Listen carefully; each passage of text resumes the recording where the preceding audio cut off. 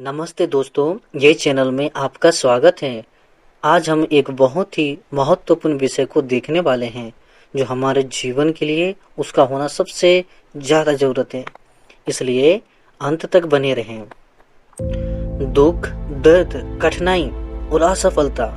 दोस्तों, कौन ऐसे होंगे जिन्होंने अपने जीवन में कभी भी इनका सामना नहीं किया है? क्या वो अमीर व्यक्ति हो, क्या वो गरीब व्यक्ति हो, चाहे वो कोई भी व्यक्ति हो, वो कैसा भी हो, कहीं से भी हो, कोई भी इससे अछूता नहीं है। शायद आप में से भी जो इस वीडियो को देख रहा है, आप कोई दुख, दर्द या कठिनाई का सामना अपने जीवन में कर रहा है। चिंता मत कीजिए दोस्तों, क्योंकि हर एक लोगों के लिए इस वीडियो के माध्यम से आज मैं इन सब तकलीफों से छुटकारा पाने का रास्ता आप लोगों के लिए लाया हूँ।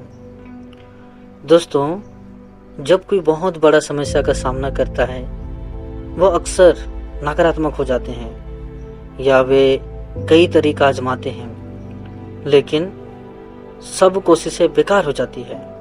कई लोग तो ऐसे भी होते हैं जब उनको लगता है कि उनका समस्या का समाधान का कोई भी रास्ता नहीं है या कोई भी उम्मीद नहीं है, तो वो पूरी तरह से टूट जाते हैं और निराशा में आत्महत्या के रास्ते को भी चुन लेते हैं। ये कितना दुख भरी स्थिति है। दोस्तों, आप चाहे कोई भी परिस्थिति में क्यों ना हो, निराश मत होइए, हिम्मत ना हारें, क्योंकि आपकी कठिन से कठिन परिस्थिति, बड़ी से बड़ी समस्या या आपकी परेशानियां, जो भी दिक्कतें हों, वो सब हल हो सकती है। तो चलिए दोस्तों, आगे बढ़ते हैं। मैं आप लोगों के लिए आज एक कहानी लेकर आया हूँ। यह कहानी बाइबल से है और यह कहानी है दानियल की। दोस्तों, दानियल कौन था और इसका हमारे वीडियो के विषय से क्या संबंध है, हम आगे इसके बारे में जानेंगे। यह कहानी से हमें बहुत कुछ सीखने को मिलेगा, इसलिए आइए हम कहानी में ध्यान दें। दानियल एक सुंदर और बुद्धिमान और निर्दोष व्यक्ति था, और जिस परमेश्वर ने स्वर्ग और पृथ्वी तथा मानव सहित पूरी कायनात को बनाया है, उस एकमात्र सच्चे परमेश्वर की भय मानता और उसकी आराधना करता था। एक समय ऐसा हुआ, उन दिनों में राजा नबूकदनेस्सर ने एक स्वप्न देखा जिससे उसका मन बहुत ही व्याकुल हो गया और उसको नींद भी नहीं आई। आइए हम बाइबल के पद देखते हैं। तब राजा ने आज्ञा दी कि ज्योतिषी, तांत्रिक, टोन्हे और कसदी बुलाए जाएं कि वे राजा को उसका स्वप्न बताएं। इसलिए वे आए और राजा के सामने हाजिर हुए। तब राजा ने उनसे कहा, मैंने एक स्वप्न देखा है और मेरा मन व्याकुल है कि स्वप्न को कैसे समझूं। राजा ने कुछ समय दिया और स्वप्न का अर्थ पूछा, लेकिन बहुत समय बीत गई और ज्योतिषी, तांत्रिक, टोने और कसदी, ये लोग राजा को कुछ भी बता नहीं पाए। जब दानियल को यह मालूम हुई राजा ने स्वप्न देखा है और उसका अर्थ मालूम करना चाहता है, लेकिन कोई भी बता नहीं पा रहे हैं, इसलिए राजा क्रोधित हैं। तब दानियल परमेश्वर से प्रकाशन, मार्गदर्शन प्राप्त करके राजा नबूकदनेस्सर को उसका स्वप्न क्या था और उसके साथ साथ उस स्वप्न का अर्थ को भी बताया। तब राजा ये आश्चर्य काम को देखकर कहा। फिर राजा ने दानियल से कहा, सच तो यह है कि तुम लोगों का परमेश्वर, सब ईश्वरों का परमेश्वर, राजाओं का राजा और भेदों का खोलने वाला है, इसलिए तू यह भेद प्रकट कर पाया। तब राजा ने दानियल का पद बड़ा किया और उसको बहुत से बड़े बड़े दान दिए और यह आज्ञा दी कि वह बबेल के सारे प्रांत पर हाकिम और बबेल के सब पहाड़ियों पर मुख्य प्रधान बने। तो इस तरह दानियल ने अनेक राजा के स्वप्न का अर्थ बताए और परमेश्वर का महिमा किया। वहाँ के बड़े बड़े नेता लोग ये देखकर कि दानियल बस कुछ ही दिन में राजा का दोस्त बन गया है और साथ ही वो राजा के बाद सब चीजों पर मुख्य प्रधान बन गया है, तो वो लोग जलने और चिढ़ने लगे। वो लोग दानियल को रास्ते से हटाने के लिए एक चाल चले। आइए हम बाइबल में उस घटना को देखें। राज्य के सारे अध्यक्षों ने और हकीमों, अधिपतियों, न्यायियों और राज्यपालों ने आपस में सम्मति की है कि राजा ऐसी आज्ञा दे और ऐसी कड़ी आज्ञा निकाले कि 30 दिन तक जो कोई है राजा तुझे छोड़ किसी और मनुष्य या देवता से विनती करे, वो सिंहों के मंद में डाल दिया जाए। दोस्तों, क्या आपको पता है उन लोगों ने ऐसा क्यों किया? क्योंकि वे लोग जानते थे कि दानियल एक दिन में 3 बार परमेश्वर से प्रार्थना करता है और किसी भी हालत में परमेश्वर को छोड़ किसी का भी दंडवत नहीं करता। इसलिए वे सब कोई मिलकर यह योजना बनाए, क्योंकि दानियल राजा की आराधना नहीं करेगा और इस वजह से दानियल को मार डालने के लिए सिंहों के मंद में डाल दिया जाएगा। यह एक अच्छा अवसर है। उसके बाद वे दुष्ट लोग दानियल को राजा का आराधना ना करते हुए बल्कि परमेश्वर से प्रार्थना करते हुए देखकर दानियल को पकड़ लिए। और राजा नहीं चाहता था कि दानियल को सिंहों के मंद में डाला जाए, लेकिन क्योंकि राजा को छोड़ किसी और की आराधना 30 दिन के लिए ना की जाए, यह आज्ञा सबके लिए था, इसलिए राजा मजबूर हो गया और दानियल को खूंखार और भूखे सिंहों के मध्य में डाल दिया गया। दूसरे दिन पो फटते ही राजा दौड़कर सिंहों के मंद के सामने गया। आइए बाइबल में देखें। जब राजा मंद के निकट आया तब शोक भरी वाणी से चिल्लाने लगा और दानियल से कहा, हे दानियल, हे जीवते परमेश्वर के दास, क्या तेरा परमेश्वर जिसकी तू नित्य उपासना करता है तुझे सिंहों से बचा सका है? दोस्तों, आप सोचिए क्या हुआ होगा दानियल के साथ, क्योंकि मंद यानी गुफा में अनेक सिंहों थे जो भूखे थे। क्या दानियल जिंदा बच गया होगा या उन सिंहों ने मिलकर उसको खा गए होंगे?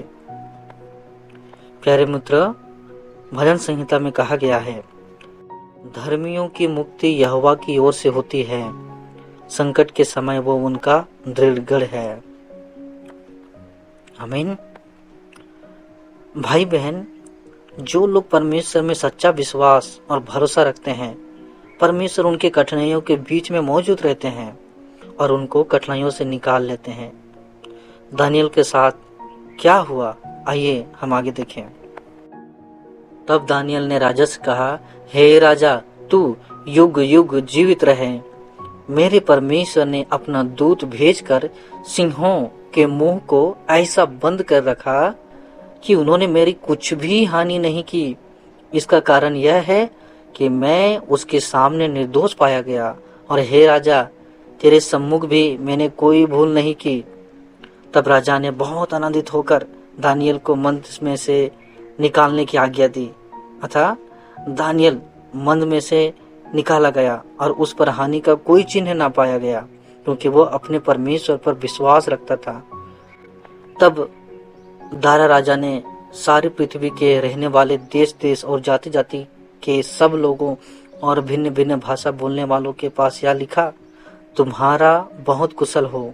मैं यह आज्ञा देता हूँ कि जहाँ जहाँ मेरे राज्य का अधिकार है, वहाँ के लोग दानियल के परमेश्वर के सम्मुख कांपते और थरथराते रहें, क्योंकि जीवता और युगानुयुग तक रहने वाला परमेश्वर वही है। उसका राज्य अविनाशी और उसकी प्रभुता सदा स्थिर रहेगी। आमीन, हालेलुया। प्रिय मित्रों, इस तरह का आश्चर्य काम केवल परमेश्वर ही कर सकता है और कोई भी नहीं। हम यहाँ 2 आश्चर्य काम को देख सकते हैं।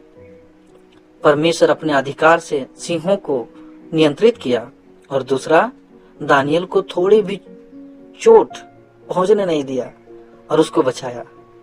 तीसरा, वो राजा सच्चे परमेश्वर को स्वीकार किया और अपने अधिकार के नीचे जितने भी राज्य के लोग थे उनको भी सच्चे परमेश्वर को स्वीकार करने को आदेश दे दिया।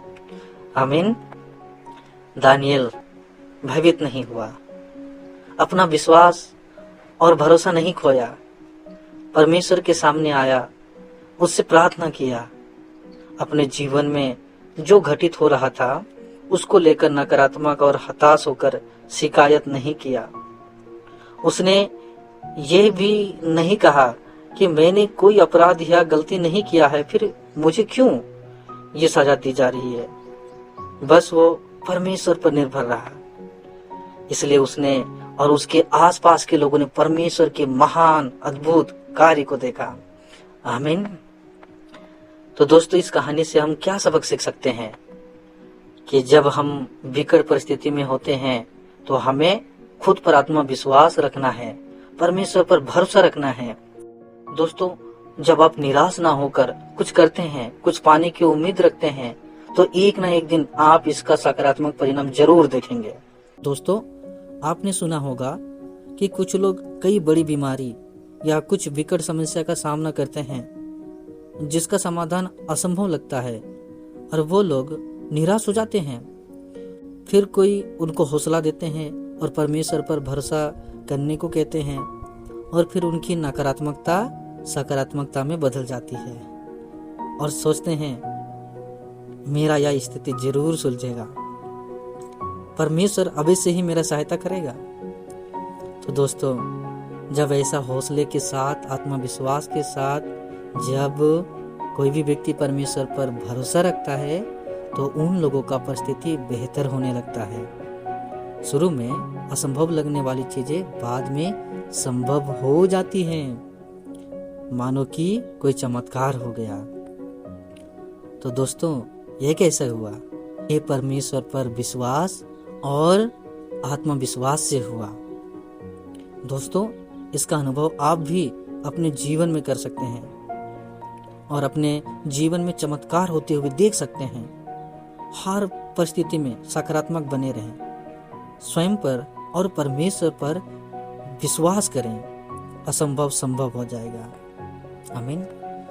दोस्तों, इस वीडियो को लाइक करें, चैनल को सब्सक्राइब करें ताकि हमारी हर वीडियो सबसे पहले आप तक पहुंच सके और अधिक से अधिक लोगों को इस वीडियो को शेयर करें ताकि सबको सहायता मिल सके। दोस्तों, यदि आपका कोई सुझाव है या कोई प्रार्थना निवेदन है तो नीचे कमेंट कर सकते हैं या हमसे संपर्क कर सकते हैं ग्रुप के लिंक से। लिंक डिस्क्रिप्शन में मिल जाएगा। तो दोस्तों, हम फिर मिलते हैं अन्य वीडियो में। अपना ख्याल रखें, परमेश्वर आपको आशीष दे। आमीन। Bye bye.